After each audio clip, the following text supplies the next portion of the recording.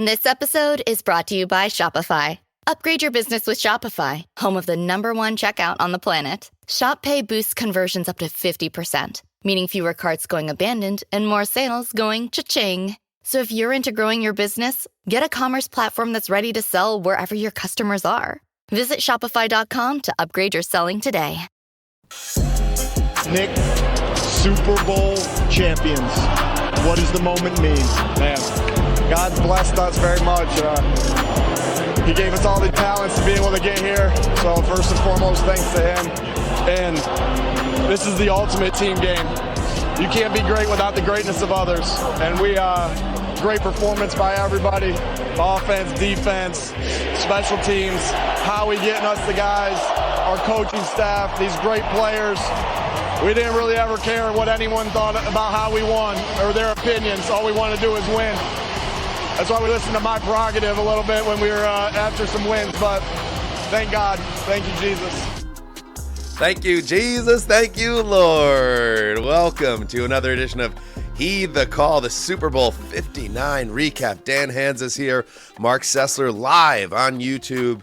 Just about 20 minutes after the Philadelphia Eagles won their second Super Bowl championship in team history, 40-22, spanking the Chiefs, denying Kansas City a shot at history and a third straight Lombardi trophy. Dan Hanzus here, Marc Sessler. Sessdog, here we are.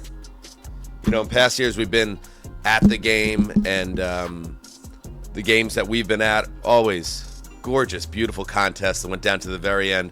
Am I connecting dots that we're not there and the game is a Grizzly blowout? I think you are. I'm doing it. I'm doing it. But, congratulations to the Eagles. And we're going to get into all of it. And we're going to have our correspondents that are at the stadium right now at the Superdome to give us a bird's eye view on both sides of things. But there you go. Speaking of the birds, they're the champs. Well, it's funny because we spent our Thursday preview show with Conor and Jordan arguing over who would possess Vic Fangio as a friend or a mate. That's right. What a masterpiece! It's kind of like one of those games. Like we grew up back in the '80s, where like Super Bowls, like for like 8 years, 9, 10 years in a row, were just wipeouts. And it was like you get to this point, and then there'd just be absolute blowouts of Super Bowls. Like tonight felt like one of those nights, and it was a Vic Fangio special. It was. He figured out Patrick Mahomes and the Chiefs very early, and like I don't know. This to me felt kind of like and I'm not saying in a negative way, but like a Week 10 game where like one team just dominated the other. You got to go back and figure it out. But this was the Super Bowl, so you can't. Yes, and the Super Bowl obviously makes it all feel much bigger, but it felt, that by the time you got to the third quarter, and this is a game that's 24-0 at halftime, that we were just counting down the minutes until it became official. And Vic definitely deserves credit, and very smart by our smart analysts, Conor and Jordan, for kind of being in a race to claim him as someone that could make a big difference in this game. But I also don't want to short. I mean, we heard to start the show just now, Nick Sirianni. I obviously am not a huge Sirianni fan. Do I think that Nick Sirianni, by winning this game, should be seen as one of the top 5 head coaches in the NFL? No, of course not. I'm still not there. But you cannot take away that they had 2 weeks, just like, and this goes totally opposite of what I was talking about last Thursday. I was saying, man, you give Andy Reid and Spags 2 weeks, and an Eagles team that accepting that NFC Championship performance, which was lights out all the way around, has seemed vulnerable and teetering at times. And it just felt to me that would favor Kansas City. And I liked the Chiefs in a close game. The fact that the Eagles, yes, Fangio, but also yes, Kellen Moore, and yes, Nick Sirianni, and then, of course, the entire Eagles team putting together, I thought, when you look at, and I did a little digging, Marcus, we've been watching Super Bowls for a while now. And I was thinking to myself, when was the last time we saw a Super Bowl champion absolutely stomp the opponent in the NFC title game or the conference championship game, then go to the Super Bowl and do the same thing? And I was like, oh, what about, the Seahawks, Legion of Boom? No, Right. it was a little bit of a dogfight in the NFC title game, and then they beat up on the Broncos. Every time I came upon a blowout in the Super Bowl, I would go back to the conference championship game, and I would see a closer game. I had to go all the way back to the 2000 Ravens, who beat up on the Raiders, really suffocated the Raiders 16-3, and the Raiders in that game had less than 200 total yards, and then they boat raced the Giants 34-7, and they end up outscoring their two opponents in the last two games 50-10.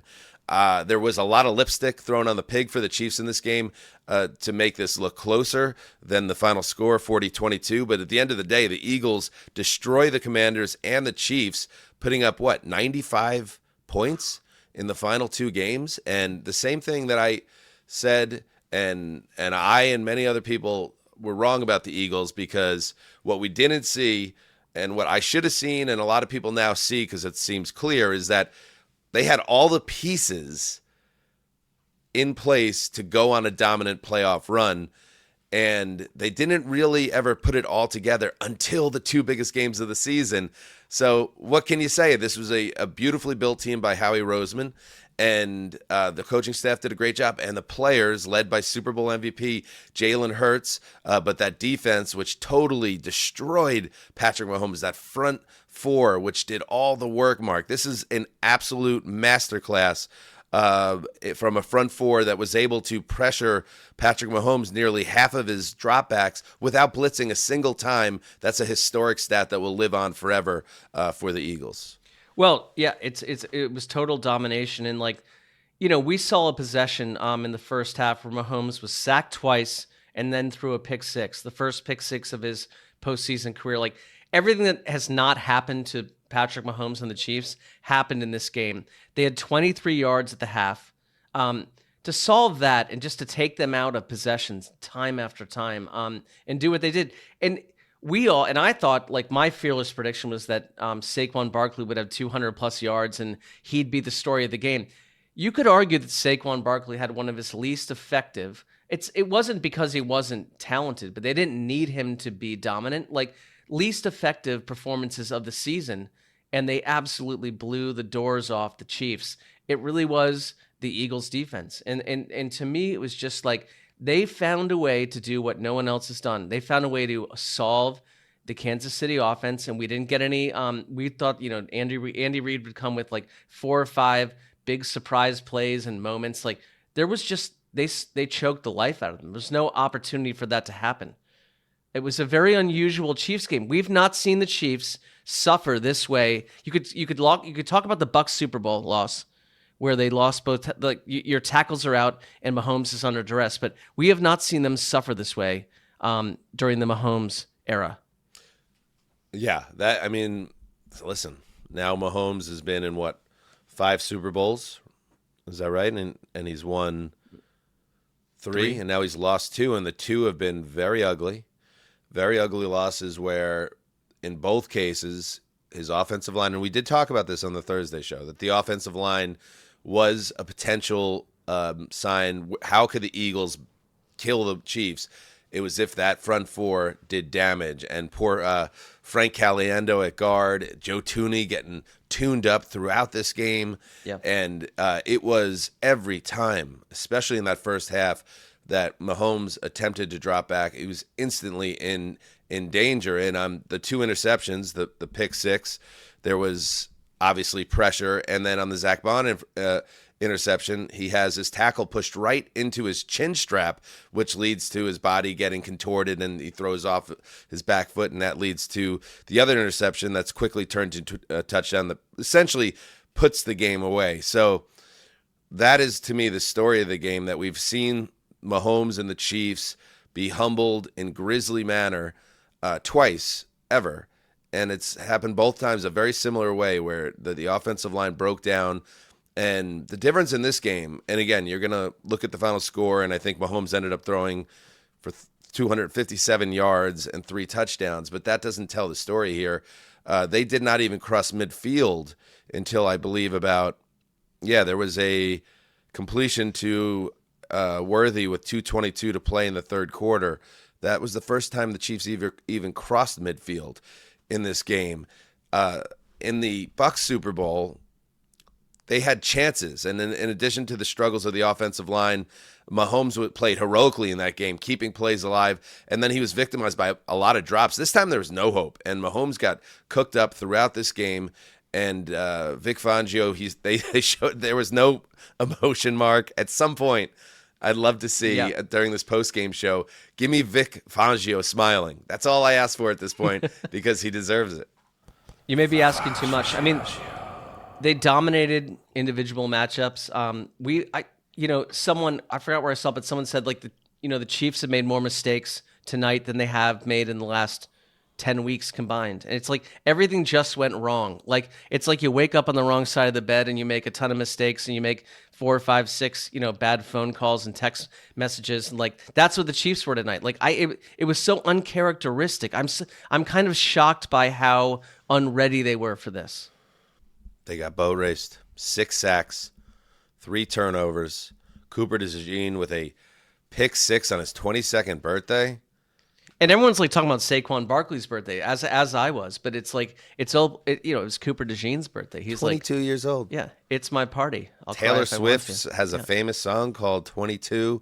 They show her and she's getting booed, and she's getting booed by Eagles fans. So it's like you knew the vibe was off for the Chiefs tonight. Unbelievable. It might be because we weren't there. Like I would say that's. I feel like anytime we've been in the building for the Chiefs, they've found a way, and that's just something to think about. You know what? I was going to. Do we have Conor here? I think we have Conor Orr. Conor Orr is at the Superdome. Let's bring him. There he is. Let's bring him in. All right, here's the man, the myth, the legend from the bowels of the Superdome. Conor Orr, who's been following the Eagles throughout their playoff run. He's been taking – no, he has not been taking his Chrysler. He has not taken the TNC. But he got to all the games at the Link, and now here he is in New Orleans. Where have you been since the game ended, Conor? We're down here. Actually, there's a bunch of Eagles players coming off the field behind me, covered in confetti, yelling stuff that starts with M and F. And everybody's having a good time, It's a party.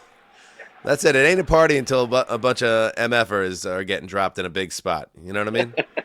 That's what I've always said. Now, are you waiting to enter the locker room then? Have you haven't been inside yet? Yeah. So right now, like there was the elongated trophy presentation, and then the team will kind of have a minute for themselves, and then we got to do some face scanning. They got to scan our faces. And then we get in. So it'll be – I'm looking forward to it. Now, in the past, you would cover the Chiefs' Super Bowl wins, and that was a great place to run into, like, Eric Stone Street, Paul Rudd. Today I bumped into Bradley Cooper. We were coming down the elevator together. He had the man bun rocking. And so this is – I think this place is about to get lit off, I don't know if Bradley Cooper's has. there. Yeah, I know Bradley's been reading your work this week. I hope so. But like, what would you say? What was the vibe in this stadium as this game unfolded kind of quickly, and you realized this thing was getting kind of out of control early?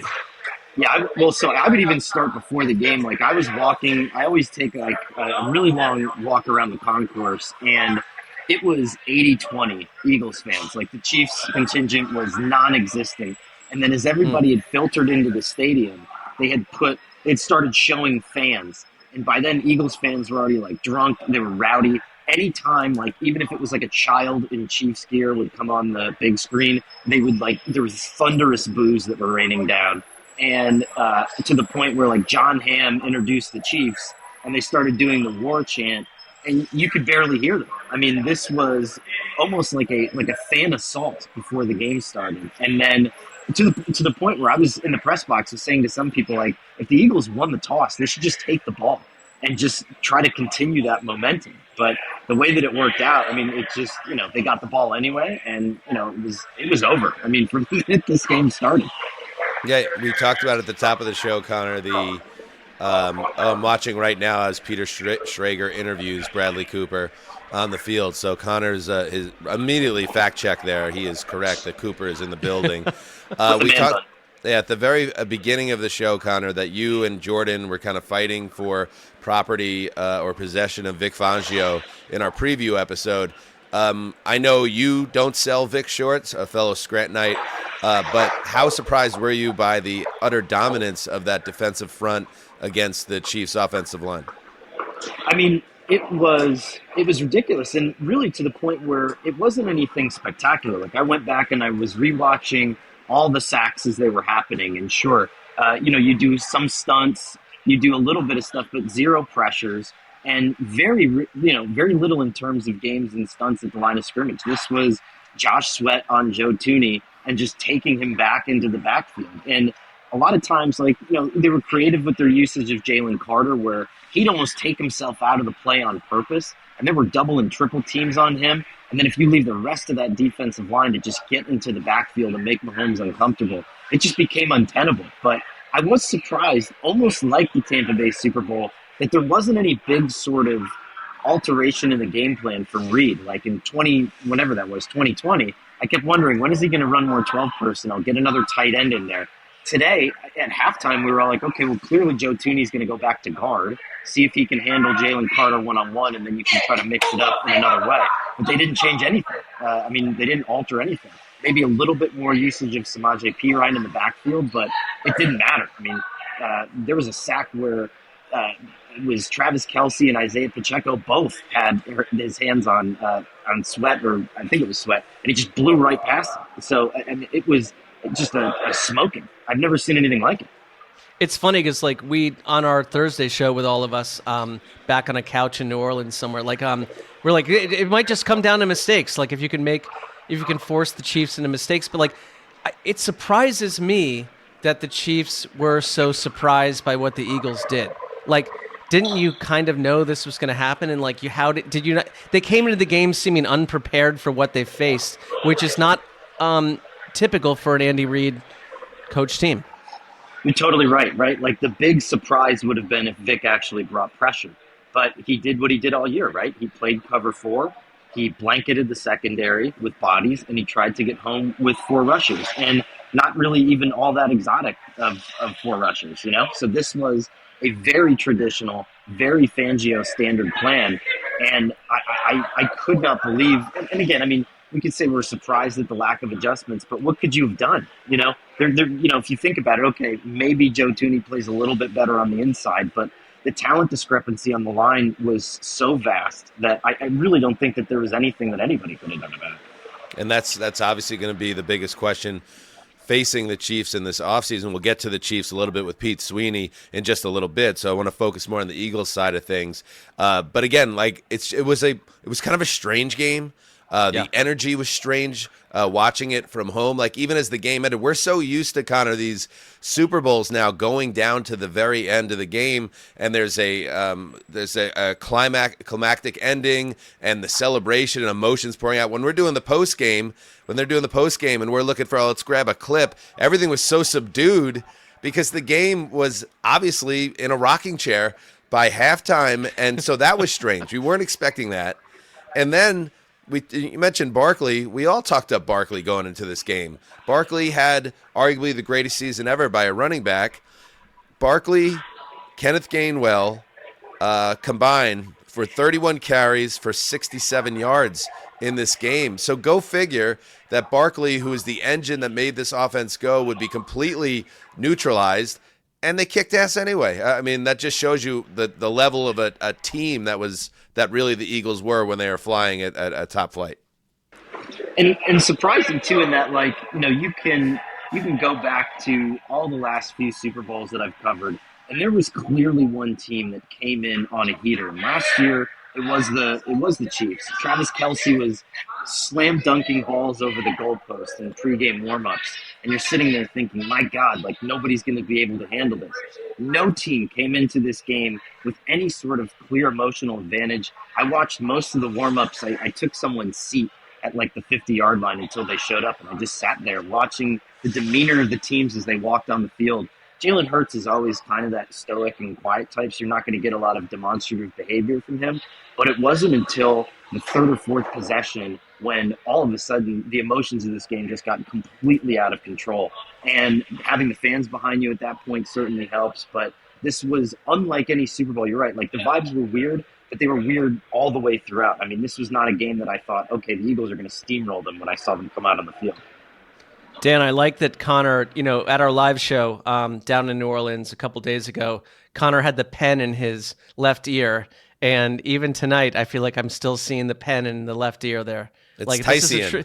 It's a true journo. It's just like he's just going to go do some more work. It's a True Foods pen. I stole them from the restaurant. It's my favorite.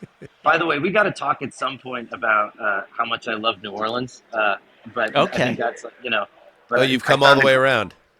Well, dude, how about the insane. team that won the game, too? You've got some work to do there as well. Yeah, well, so we should talk about that because, Connor, you're a busy man. You're obviously, and read Connor's stuff for SI that will come out of tonight's coverage. We both, to varying levels, disregarded the Eagles as Super Bowl worthy. And as I said at the top of the show, NFC title game, ass-kicking, Super Bowl, ass-kicking. I can't remember too many teams that closed as incredibly hard as these Philadelphia Eagles. So we'll give the floor over to you. Well, hold on. Did Graver play the clip of me saying that they weren't going to win the Super Bowl? Who's calling the Eagles a Super Bowl contender? Oh, you dick. You dick. you dick.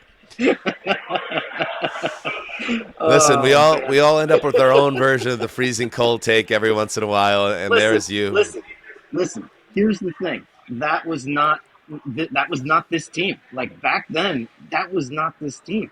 This team that hung a 50 burger on the Commanders and was barely getting by against the Cleveland Browns at that point, And I think that none of us saw this coming. However, I would say that I came around. I picked the Eagles to win the Super Bowl by 3 points, not by like 200. But I'm slowly trying to work myself back into the good graces of not only the international community. I saw Handsome Hank and kind of got on his radar with some of my takes. Yeah, I would imagine you did. Yeah. And so I tried to walk you back on that one, but that was you went out into the deep end real quick on that take as well. Yes, I saw him. I'm trying to work my way back into that one. Really trying to do some damage control on the New Orleans stuff, and hopefully with my writing on the Eagles, we can get into the off season on coast mode. We need to Unabomber Conor. Stuff. We need to Unabomber Conor and just put him out in a cabin somewhere in like deep, dark Wyoming. We're going to be going dark for this week after the Super Bowl, and I think Conor, it's a log cabin somewhere in the deep woods of New Jersey is probably just a safe place to lay low after you file your copy tonight. Yes, but I will say that we live and die on Take Mountain, and it's better to have lived and to have tasted the air and smelled the air than to never have lived at all on Take Mountain. That's it. So I love that. Well said. I love that. Julian Saliana on one of our live stream friends here. Time for another team GM to confront Conor about his takes. So it's going to be Jason Light and now Howie Roseman. Be careful at the combine, buddy. All right, Julian. Sounds good. All right, Conor, we're going to let you to get back to what you got to do. Did you have anything else to share before we say goodbye from the Superdome?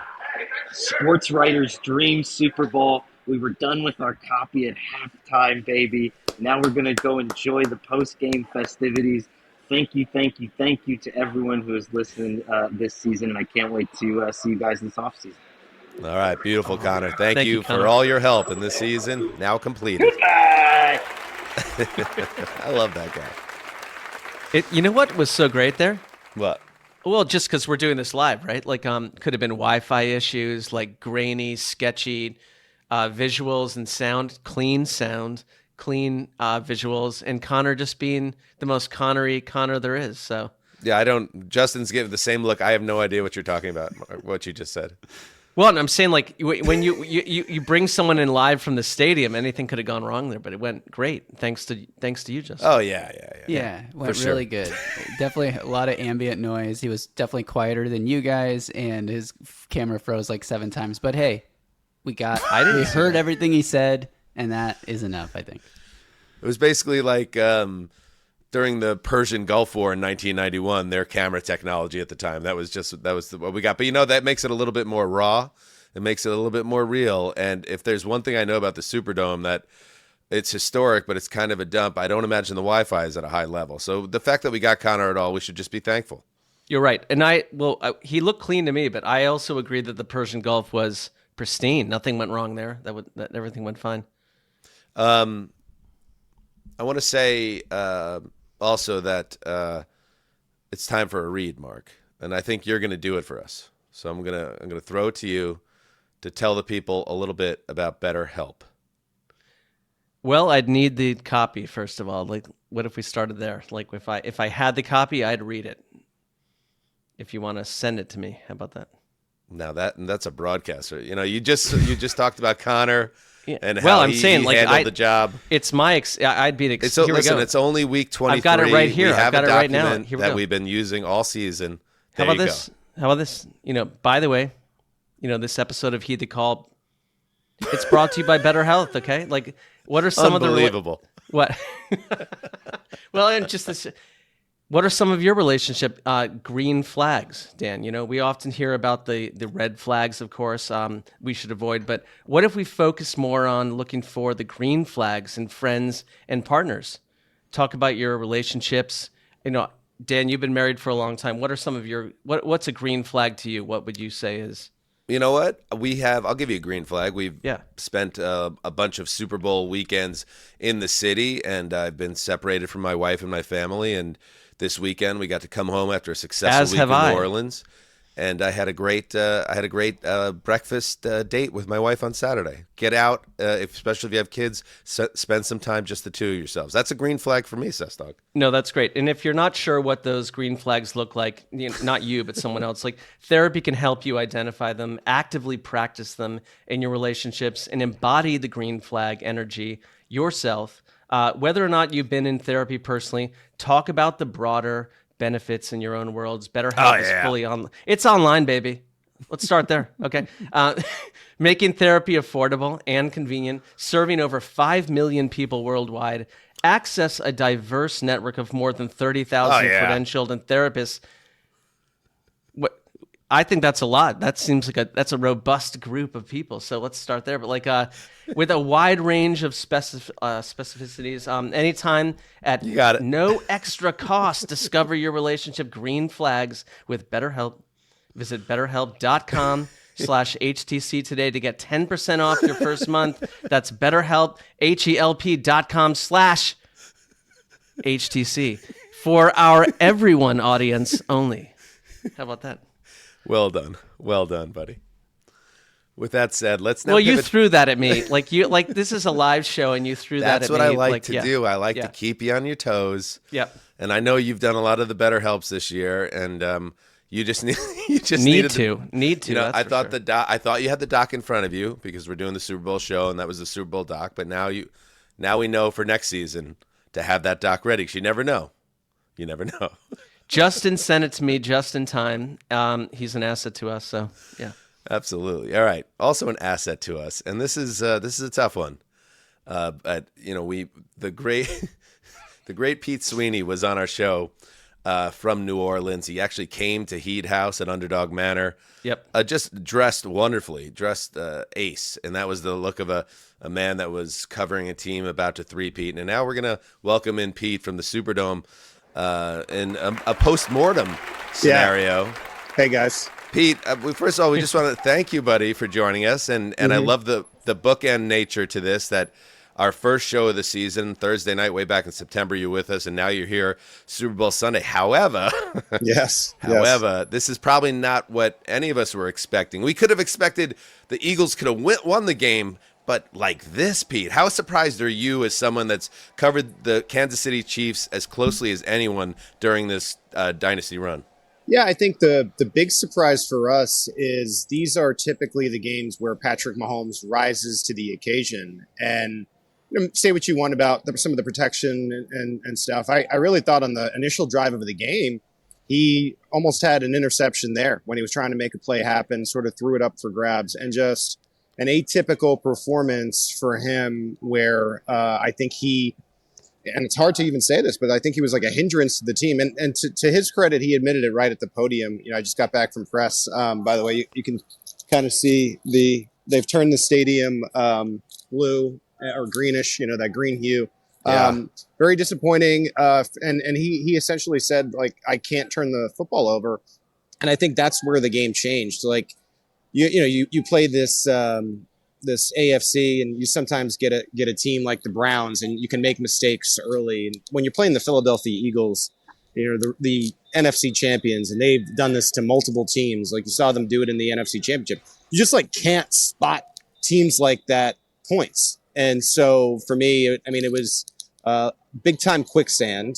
And I think in trying to view the game, and you were mentioning what we thought it might come down to the wire. I kind of think this is easier for Chiefs fans to swallow than losing on a last-minute drive by Jalen Hurts. Like, the Chiefs didn't even really show up in this game, and by the time they got anything going, it was extreme garbage time. So the score doesn't even reflect how bad it was here in New Orleans. Are you surprised?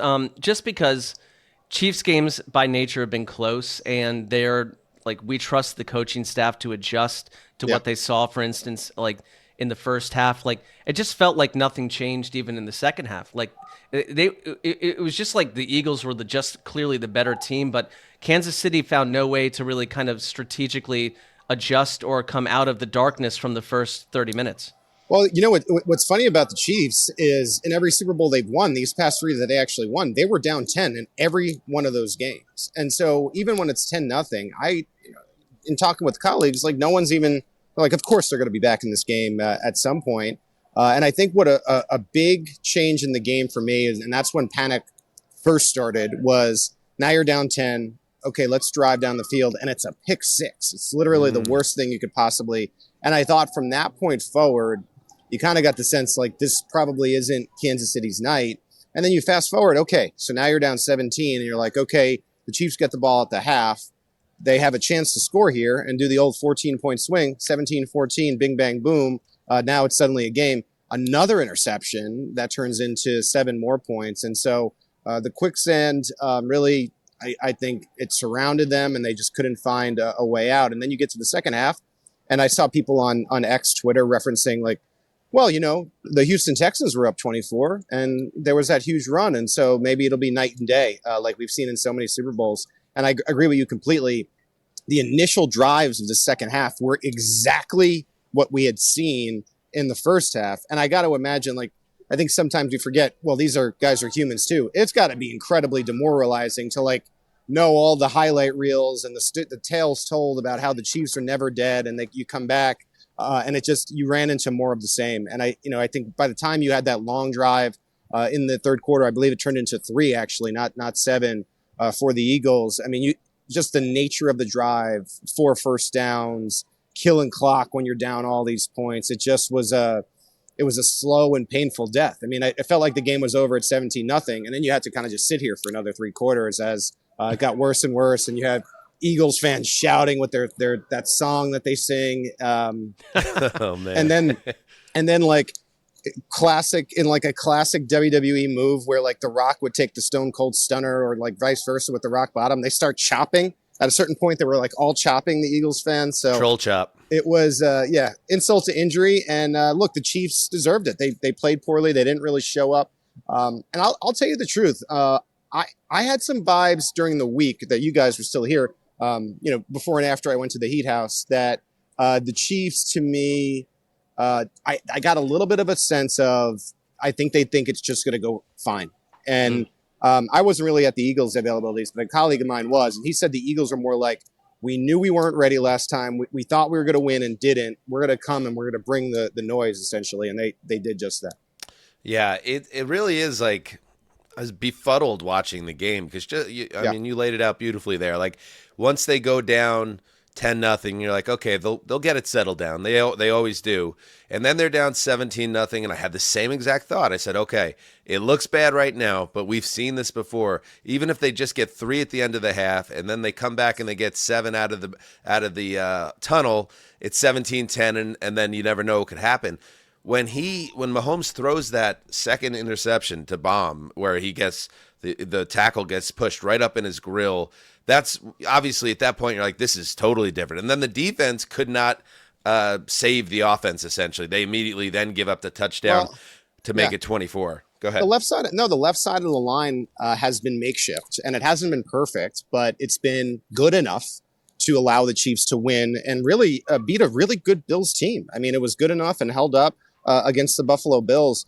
This Eagles front was a different animal entirely. Like you couldn't show up with a makeshift left side. And, honestly, as someone who covers the team and actually went through the same exact situation, which, worse with Tampa, I think we even overlooked it to a point. The Eagles didn't have to blitz, and they were getting pressures on half of Mahomes' dropbacks. And so I think instantly you knew, they didn't want to put DJ Humphries in there. And so it was going to be what it was, and it just never improved. It never improved for them on this night. And on the Mahomes side of things, yes, this was a bad Mahomes game, and he completes a bunch of passes in the last quarter or so to make it look better.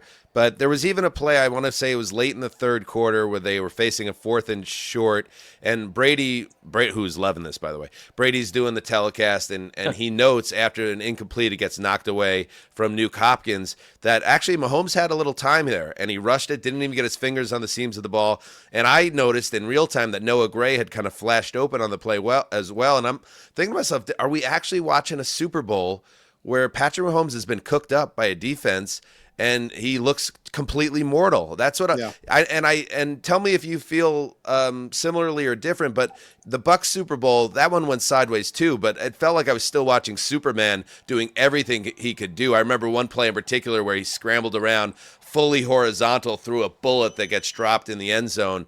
This game, Mahomes, as you're saying, was part of the problem, and who could have ever predicted that? Yeah, and I think you made a great point about the offensive line, and you saw these defensive ends, and they, to me, they weren't even just blazing by with these speed rushes and bending the edge. It was like, no, we're just going to push Joe Thuney into Patrick Mahomes. And they were doing it. They didn't have to use a blitzer. So even if Mahomes got some light, you could tell that he couldn't find anything downfield because, again, they're only rushing the 4. And it was tough. And it was out of character as well.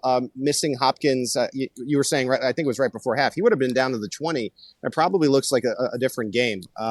That was a different one. That's when Hopkins seemed to trip up on his feet. The play I'm referring to, the game was already slipping away, but it just was more emblematic of Mahomes having a really strange day compared to the rest of his career. From being a listener, it's fun to be involved with the show now, being a listener for so long. But I know, Dan, you are a Darnold aficionado, and it reminded me a little bit of that Seeing Ghosts game where you could tell he was getting like that happy feet. And you don't, it's just atypical to see him get phased in any capacity. And it just wasn't his night. It's not like the Chiefs win every single week, but sometimes they play really poorly and you're surprised by it. The big difference here, of course, is there's no tomorrow. Now you got to sit on that for 6 months. Does it change anything about, looking forward with the Chiefs? And we'll have you on in the offseason, but how they view themselves, because they got by with so many added parts and they looked kind of like the geniuses, but then everything changed this evening. I did feel a little bit like this year it had some last dance qualities to it, in the sense, of course, Mahomes is going to go on. But you talk about the contracts that are coming up with Trey Smith and Nick Bolton and Justin Reed. And the way that I thought Mahomes answered the question at the podium about Travis Kelce was in a little bit in a more of a we'll see way. So maybe there actually is more to Travis Kelce really considering that this to be his last game. Now that this game played out the way it did, sometimes I feel like you get added motivation to come back because you don't want it to end that way. Dan, I know you'll remember Mariano Rivera when he was supposed to retire and then had he was shagging outfield balls and he came back for that. I wonder if this is such a bad taste and maybe Kelce was considering it and it pushes and said, I can't go out on a game like that. And you wonder if he just recommits that. But there's a lot of decisions that Kansas City has to make, and they don't really have a ton of money to do it when you consider they would really ideally like to bring Trey Smith back. If they end up having it, their free agency acquisition is just going to end up being Trey Smith if they decide to go in that direction. So, it's going to be drafting well, and it's going to be younger players. And I say the last dance thing because I wonder if because of all those contracts and those big decisions, this was going to be the best team they have, where you had a lot of these pieces all together prior to having to sort of reinvent the wheel and create a newer iteration of the Chiefs. And so it will be an interesting offseason, and I think they have a lot of work to do, and they really, really have to nail the NFL draft. And they've done that in the past, and they'll have to do it again to keep this dynasty going. Yeah, Pete, thank you very much for joining us. What do you do from here for the rest of the night? Like, what is this? We'll throw some stuff up on Arrowhead Pride. Numbers will be down this week because nobody wants to read about everything but I have noticed in past off seasons numbers go up when it's disappointing at the end. So I think this is a great fan base. I mean, they're going to be locked into all the off season moves and how the Chiefs can get better and come back. And now what was supposed to be this celebration of potentially the greatest team of all time has now quickly shifted in my mind to a redemption story. So we'll see. We'll see how they do it. When it bleeds, it leads. That's right. Great point by you. Oh, as always, yeah. And it will lead everyone to arrowheadpride.com. Thank you very much. All right, boys. Pete, you're the man. There he goes. Thank you. Unbelievable. Bookend appearances from Pete Sweeney. Yeah, just weird, Mark. It's just weird to watch that game, and any man can be beat. We saw Brady get beat multiple times, and now we've seen Mahomes truly get humbled in this game. And when you look back at this one, and I know we cycled back to it, but yeah, they've now lost 2 Super Bowls. The Bucs game, it really felt like the team let him down. This game, it felt like Mahomes played a big role in that. We have some sound. What do we got? Some sound coming in here. Gravedigger, jump in, baby. Yeah, we got some sound from Patrick Mahomes about not playing up to his level. Yeah, I mean, credit to the Eagles, man. They played better than us from start to finish. We didn't start how we wanted to. Obviously, the turnovers hurt. And, I mean, I take all the blame for that. I mean, just those early turnovers swing the momentum of the game, and then they capitalized on them, and they scored. I mean, they scored on the one, and then they got a touchdown immediately after. So that's 14 points that I kind of gave them, and it's hard to come back from that in the Super Bowl. And so just didn't play to my standard, and I have to be better next time. Come on, Pat. I mean, I give him credit for being, but you know, he's right. He's very even keeled. He is just very even keeled. Like he's. Well, Pete mentioned the Yankees. It reminds me of Jeter. I mean, you can't never too high, never too low. Yeah. But I would imagine what's actually going on in his mind is a lot different than he was just revealing to the media there. You know. Do we have? It's a little bit of a tough topic because we're talking about 2 quarterbacks for the Eagles versus 1 in terms of winning Super Bowls. But like, do we have dual dynasties now in the NFL, or like trying to be dynasties? Like, are the Eagles in that world where like the Chiefs and Eagles both have to be seen as like an AFC, NFC superpower? I think we don't even start talking dynasty until you win either, you know, at least 2 and maybe 3 out of 4. So the Eagles. They've both done. They both won 2, but yes, no, Chiefs got 3, right? Yeah, but the Eagles have now. But I'm saying they did it, of course, with 5 trips to the Super Bowl and 3 wins. Yeah, versus 3 trips to the Super Bowl and 2 wins for the Eagles. What can't be slept on? We're gonna do a little winners and losers, Ceci, and maybe we'll dig into that end of things. Did you have any other sound, Justin? Yeah, I got Andy Reid here. I don't know what he says. I just pulled it while we were recording. So. Justin's like half his apartment is packed up to move to Dallas right now. That's true. That is a factual. All right, Big Red. Let's hear Big Red. All right. Listen, a compliment to our fans and all the support that they've given us. So today quiet. was a rough day. We didn't really play well in any of the phases. Didn't coach good enough. They did a nice job. I'm proud of our guys, though, for the battle, the fight that they put in throughout the year and all the games that they played here over the last few years. So my hat goes off to the guys for that. And we'll learn from this. Like most games here, when you don't do very well, you learn from it as a coach, you learn from it as a player, and you move on. Yeah, well, again, I sense a little bit of shell shock with Kansas City. I'm with you. I think, I'm kind of waking up to what this was. This is a shocking, like, blowout. Like, had it been, 25-23, like, we can all unpack that. But, like, they were just, like, everything that we've been saying about Kansas City for, like, half a decade under Mahomes and Reed, like, was completely undone tonight. It didn't show up tonight, I should say. Fair enough. All right, let's do a read. The NFL season has come to an end. Wow, this read is right on top of it. Yes, it is. Timely. Better than the ad read that I just tried to unfurl. I just need to copy. And what a year it was. But the good news is you can keep playing on Underdog because the NBA season is in full swing. Underdog has nightly NBA pick'em slates, discounts, and promos aplenty. And you could even play against other users with daily tournaments and private drafts where Underdog is giving out over $100,000 every single day. Hey, Grave Digger, isn't Luka supposed to make his Lakers debut on Monday night? Womp womp. Sorry, buddy. Anyway, just scan the QR code on your screen to download. Hey, at least you got that big man, Anthony Davis, right? Womp womp. Yeah. Don't got him now either. He's out for a month. That's cool. Real cool. My abductor hurts. My abductor's killing me. Was that not in April? Like, I don't even follow basketball, but that feels like a predictable.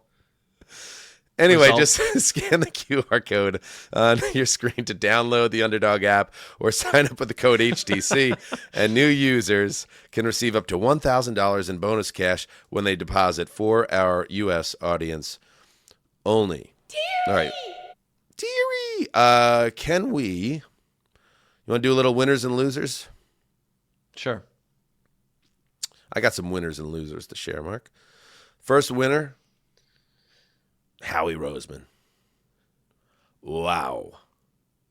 Because I'm not going to skimp on flowers for Nick and the rest of the coaching staff and the players, but what Howie Roseman did here is a master class in on-the-fly roster retooling, not rebuilding, retooling, and taking all the good things that came out of that 10-1 start last season before it all crumbled, diagnosing what was wrong and why the team shit its pants down the stretch of that season and embarrassed itself, quite frankly, ending with that playoff loss to Tampa, and then having an offseason where you import Saquon Barkley, which will go down as one of the greatest free agency signings in the history of pro football, Zach Bond, which I think will go down in history as one of the great kind of bargain shopping signings in the history of the free agency era. Yeah.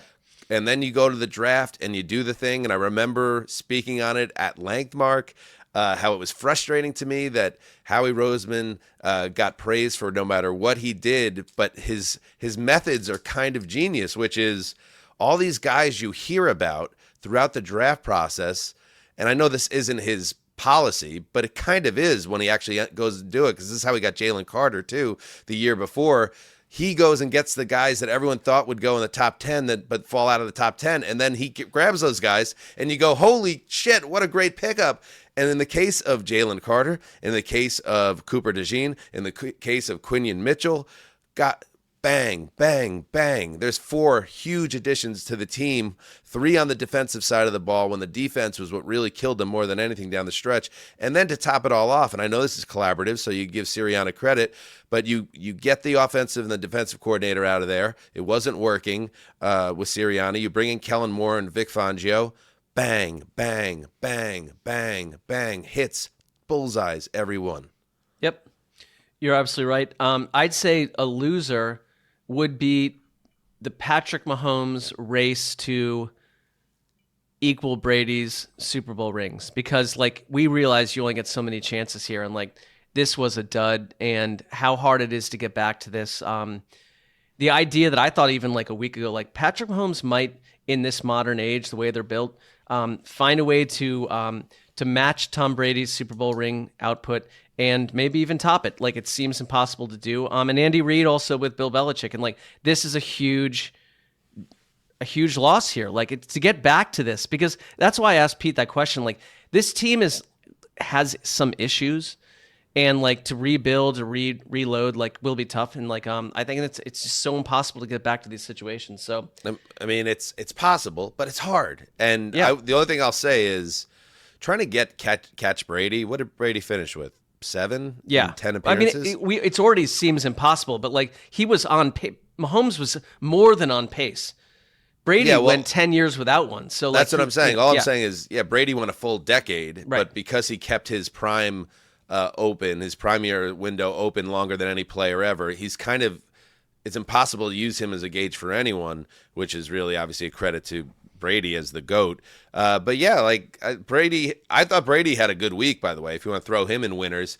I thought he was good in this game. I thought his media, he did a couple different appearances, including one on Cowherd, where he was just excellent. And he was breaking down what made him special, what his secret sauce was as a quarterback. And he also was very frank about it, as he was in this telecast, because they had a lot of time to fill in the second half, that the losses stick with you longer than the wins, these Super Bowls, and the losses stay on your resume forever. And nobody knows that better than Tom Brady, because the 18-0 loss to the Giants, the loss to the Eagles, and losing to Eli and Coughlin a second time, those things, a lot, you think about them as much as you think about his glories. And so now Mahomes has this on his resume, and he has 2 spankings in the Super Bowl on his resume. And Brady, it was kind of fun to listen to him, because he, to me, sounded comfortable in the booth, but he also sounded like a guy, hyper competitive bastard this guy is. And there was probably a part of him was like, yeah, dude, I am the motherfucking GOAT. And get back to work, Patrick, because you got a lot to do. Because that's the one thing that Brady never did. He never won 3 in a row. Yep. And Mahomes had a chance to really kind of change the discussion and maybe put Mahomes in the front of the conversation if you wanted to, and you could credibly do it if he had 3 in a row, which no one ever did. That all goes by the board, and you have to go back to the drawing board. I totally agree. I'd say a winner, like the combination of Nick Sirianni and Jalen Hurts, that like just go back to a year ago, right? It's like, do they get along? Like, is the coach a nutbag? Is Jalen Hurts someone that people don't like? Like, the team fell apart? Like, can any of this work? Is this combustible? Are we a year away from all this changing? And here we are now tonight. Like, they changed narratives. Like, those 2 people changed narratives. Because, like, Jalen Hurts, I think people were like hot and cold on. Nick Sirianni, obviously, I think just by the persona. And I get where you're coming from with your take on Nick Sirianni, but like, the Nick Sirianni experience is, it's like, what are we doing here sometimes? But suddenly, and I know their comments were like they're thanking God all like left and right. That's fine. Come on, Nick. Like, you're literally on live television, 100 million people watching you. You've put the crazy Nick Sirianni in the drawer for 3 months now, and this is when he was all right to come out. You had a chance to come out, and nobody could take anything away from you. And we're hearing about God and Jesus and all this stuff, and it's like, all right, man. But you know what? Well, that's why I mentioned Big Dom as my big X factor. I think he kind of got to Nick Sirianni and said, let's slow down some of this. You know who's a loser? Big Dom. Why? Well, he was in the background on that. Big Dom, he always is. Big Dom, do we have a screen a loser? Grab? How is he? He's like just won a Super Bowl. I don't know. I feel like Big Dom kind of always, I think Dom liked owning the city over Sirianni. Do you have the shot? Do you think Justin? Big Dom is not going to go do whatever he wants to do in Philadelphia for the next five months? Dom was trying so hard to be in the background during the Sirianni interview, and if you notice this, like the real Dom heads out there know that Dom is always looking wherever the camera is. He likes to be in the background and be in that shot. And I think Sirianni now, he's probably going to get the first reservation in the Italian restaurants now over Big Dom. That's all I'm saying. Like, Big Dom, it's a great night for Big Dom overall, but Dom's in the background, and he's staying in the background now. And I don't think that sits well deep down with him. Look, Dom, it's okay to go move out of the shot every once in a while. That's all. That's it. The hat choice, like that's what he wore for that. Just a broad white hat. And they're trying to interview Nick Sirianni, and Dom's like desperately trying to shove a hat to Sirianni. It's like, Dom, just move out of the shot. Give Nick the moment. This is Nick's moment. I mean, I'm saying it. Dan Hanzus is saying, give Nick Sirianni his moment. Dom, move out of the shot. Okay? Loser. He's not a loser, one of the commenters said that Dan doesn't even agree that Nick Sirianni celebrated correctly, but you're saying big, but it's like look at. Sorry, but like narratives change, correct? Like we can't. Nick Sirianni. Listen, go ahead. Give Sirianni is a lame duck coach. He won't be. He's going to get a huge contract extension. He's going to be one of the highest paid coaches in football, if not the highest. He's going to be right up there with all these other guys making like $20 million a year or whatever it is. It's some crazy number now. These salaries have boomed. we'll see how that looks in a couple of years. But you're not going to get me. You're not going to draw me in. I'm not going to do it. I can't do it. You want to pay Nick Sirianni like he's one of the best head coaches in the league, and they will. Go do that. Let's check back in a couple of years. But for tonight, this was Nick's night, and I give him all the credit in the world. Nick Sirianni, you know what? I'm going to give him, I'm going to give him the gift, Cess Dog. Justin, you know what I'm talking about? We're going to give him the gift of, shit, am I going to do this? This is one of the great moments by the old Zeuser, okay? Nick Sirianni. That's how we're framing this. Yes, This is, in terms of high levels of magnanimousness, this is the highest level I can give. Nick Sirianni, take these.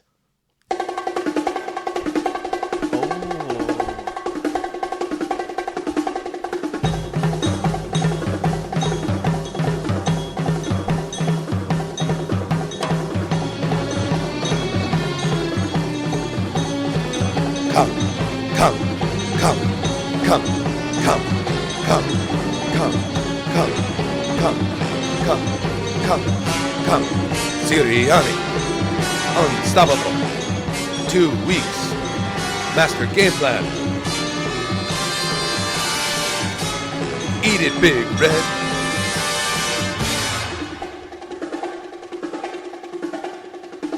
Bongos for Nick Sirianni on Super Bowl Sunday. That is magnanimous. That is, by you, that is a noble choice. You did a nice job there. We've not given that to anyone, and you just gave it to what I wouldn't call you. Winners get bongos. Losers take a walk. Yep. Well done. And he's a winner. Jalen Hurts is a winner. He's a winner. He so wins. Are you, Nick. One more winner I had here, Samuel L. Jackson, halftime show. I thought the halftime show was fine. I really like Kendrick Lamar. I think he was a very good pick. Because whenever you could pick an artist who's like at the top of their game as opposed to a legacy act, that's cool. I like that. Does Kendrick Lamar have a deep enough catalog of hits to connect with the masses? I'm not quite there. I know he has, if you're a hip hop fan or a pop music fan, you're going to know all those songs. So, but I understand also they're in a new world now. It's the Who is not out there anymore. They're not rolling out McCartney. This is a different era. And Kendrick Lamar, I thought he was very expertly. Like McCartney was actually there, so they could have rolled him out had they. Yeah, but it's time. They made the right move to move on from the classic rock acts.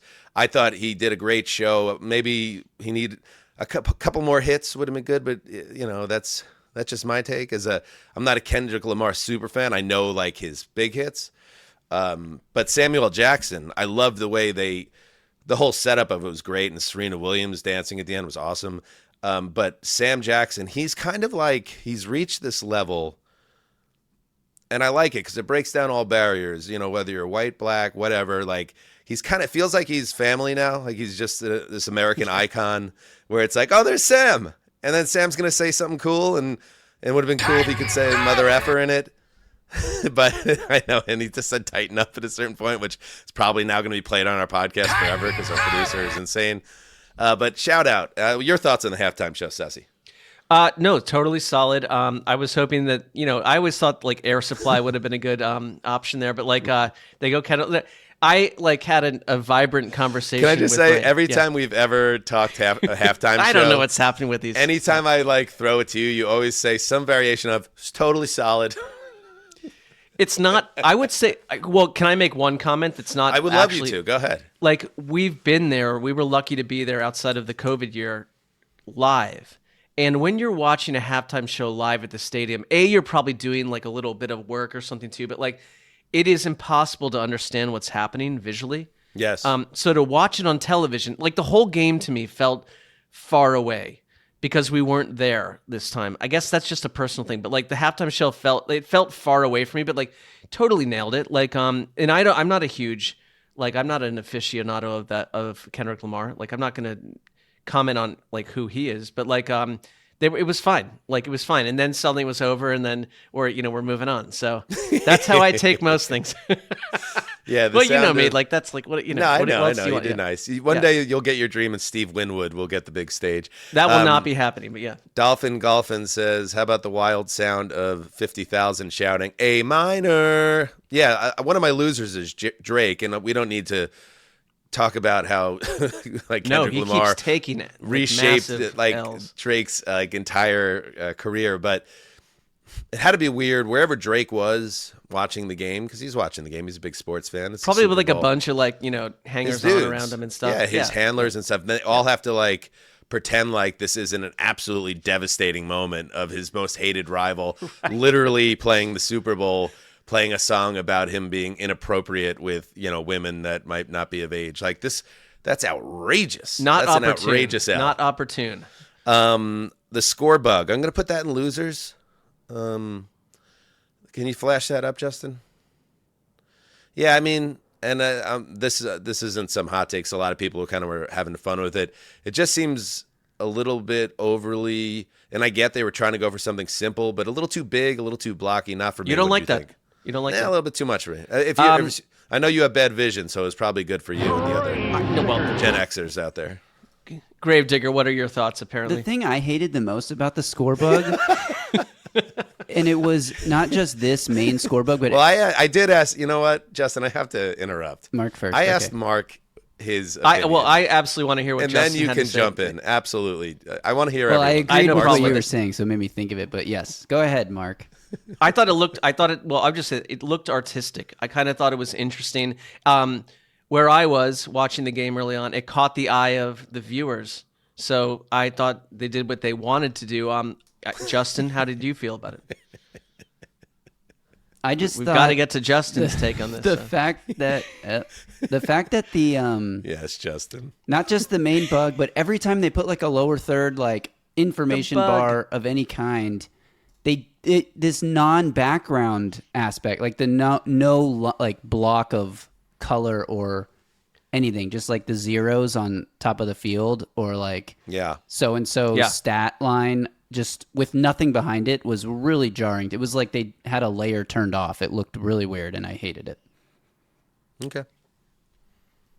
Well, I hope like in Dallas, you'll maybe when you get to Dallas, you'll have a different take on this, because I thought aesthetically it was pleasing on some level. Yeah, I think people may, if you missed any of the shows from New Orleans, and shame on you, Justin is and his lovely fiance are moving to Texas. He's continuing on as our producer, but Mark and I aren't happy about it. So we're just, we're happy for him. Yes. But we Absolutely. wanted him all to ourselves here in California. So if you're picking up on any type of just seething animosity, it's that we wanted Justin in our arms forever, and he's going back to big Texas.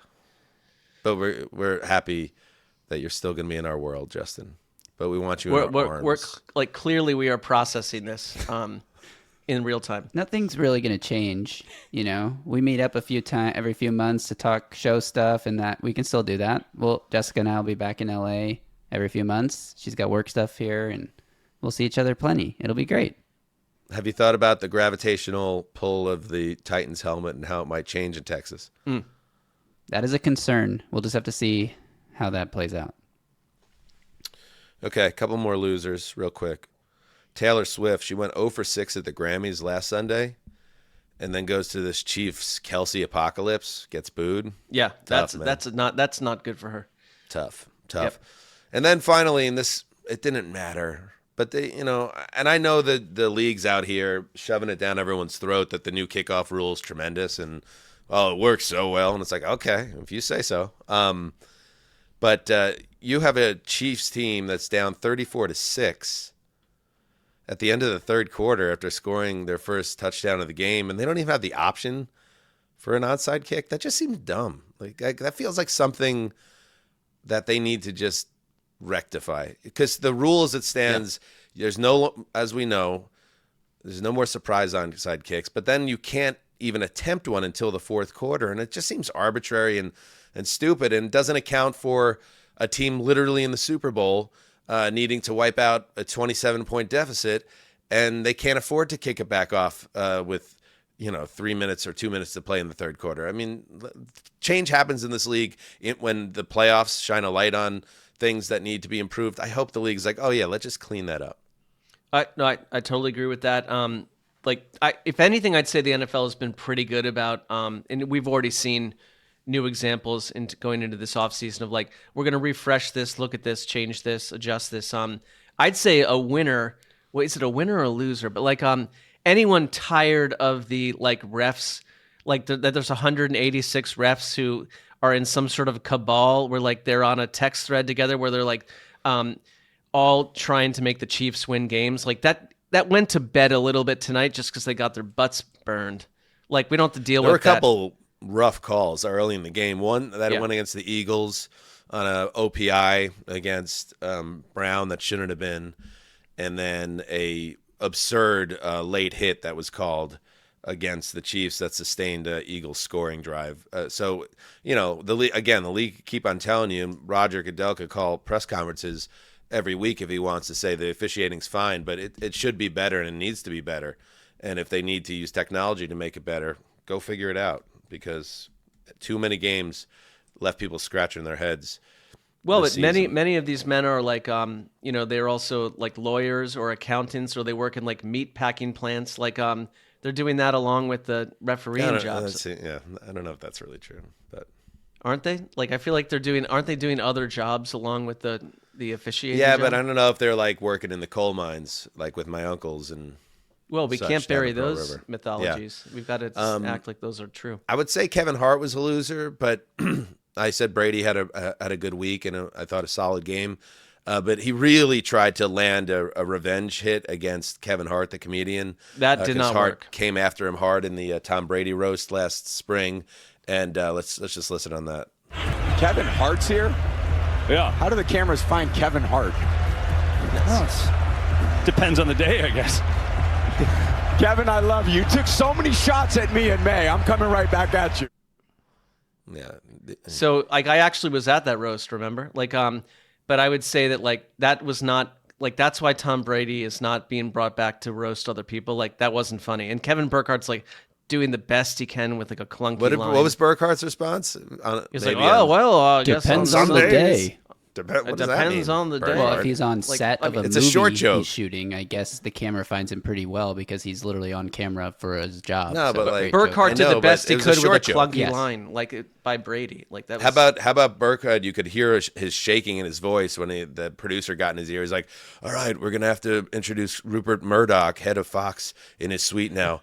Please get this right. Please get this right." He's like, "All praise Lord Murdoch." So he that was well delivered by well. him. He did well. Good job. Nice job. Well, I don't know where Greg Olson was, but maybe one day they'll be reunited. Ad read. Are you playing on Underdog yet? There's so many ways to get in on the action, whether it's higher, lower, pick'em entries, daily drafts, or season-long tournaments. With higher, lower plays, you can win up to 1,000 times your entry. Just scan the QR code on the screen to download and play on the Underdog app, or sign up with the code HTC, and new users can receive up to $1,000 in bonus cash when they deposit for our U.S. audience only. Okay, anything in the chat before we get into our final thoughts on this grand experiment of Heed the Call? We put a cap on our first season. Lemon Bendy asks, I know someone whose first football game was tonight, and she probably thinks Patrick Mahomes is pretty bad at football. Sports, man. That's all I could really say to that, Ceci. Yeah, I mean, it's not. If this is your first view of Patrick Mahomes, I'd say the evidence is not there. But what can I do? If you're a young girl and you're watching him for the first time and you don't like what you saw, like that's your opinion.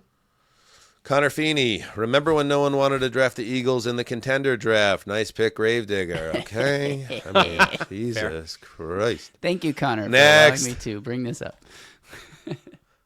Pats fan Ben, winners of the season, the Hedonists. Oh, that's very nice. And look at that. We got we have our biggest room full of Hedonists all season for a Super Bowl recap of a game that was dick. So, Mark, what else can you say, and Justin, other than we're very blessed to have you guys, and we had a great live show that was sold out at Sports Drink in New Orleans, our last night there, and we got a lot of great feedback, Mark, about our Super Bowl week, and we hear the feedback, and some of it's better than others, but we hear a lot of it, and there were, this was a different Super Bowl year for us, and we think as Heed the Call develops, we'll probably have hopefully scenarios where we're back at the game and all that, and this is a transition year for us, and like not being at Radio Row is not something that I feel like the show was missing. In fact, the fact that we were able to kind of post up at the Heed House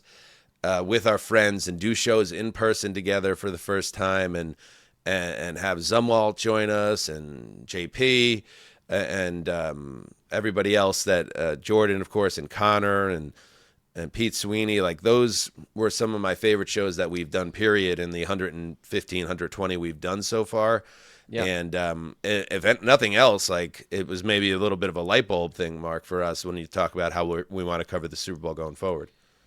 I was thinking about this. I came home with like a massive, I don't know if it's a head cold or what, but I am like 8% of my normal self right now. But I will say one thing. I was thinking about every Super Bowl that we've covered together, you and me, because we've done them all together. Like we've had very matching, mirrored NFL careers.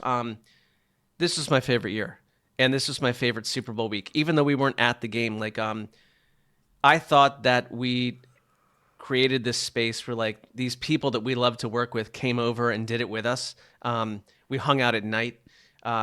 It was really special, and I have to give a big thanks to Justin who took a big chance to come do all this with us this year, and the Connors and the Jordans and the Mikes and the Zumwalts, all of them, the Petes. Like it's, I don't know, this, like other years we're just like we were inside some giant sort of corporate spaceship. This is different. We had to go out on our own, and it means a lot. And Dan, like you and I took a chance on each other, and like I would do it again 10,000 times in a row. Love you, buddy. And we didn't have to ask one person about Bounty paper towels. That. No, we didn't. I mean, there are a lot of shows where you could find out all about some of the consumer goods that one can be found. At Heed House, it was just about ball and friendship, and that's what this show is about. Anything else, Justin, from the chat? I got a few, if you want to spin through some. Sure. Peter Melkrite. Dan and Mark look like if the Dos Equis man got separated into two people.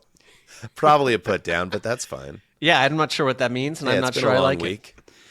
Christopher Vargas, I wish we got more Taylor Swift in the booth, a la Jerry Jones' sad cam. Yeah, I remembered one shot. I could have missed the second one, and I thought she looked great, but it wasn't.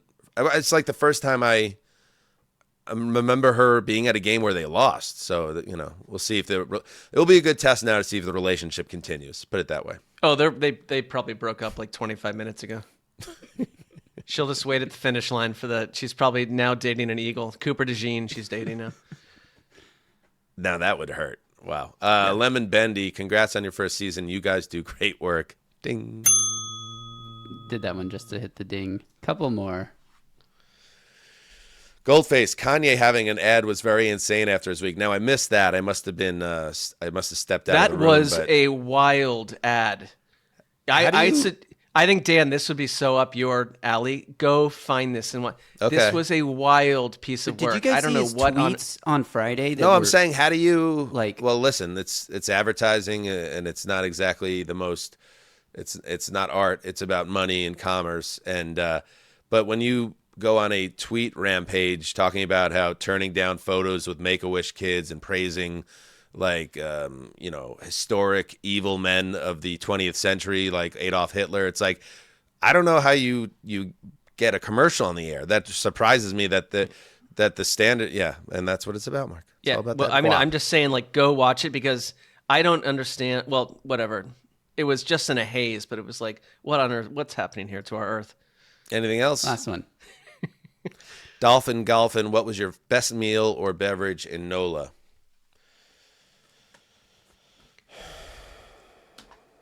Well, I would say, Dan, like the dinner that we all had together that was great. I don't really feel like we went out a lot, right? Like we didn't go out on the town much.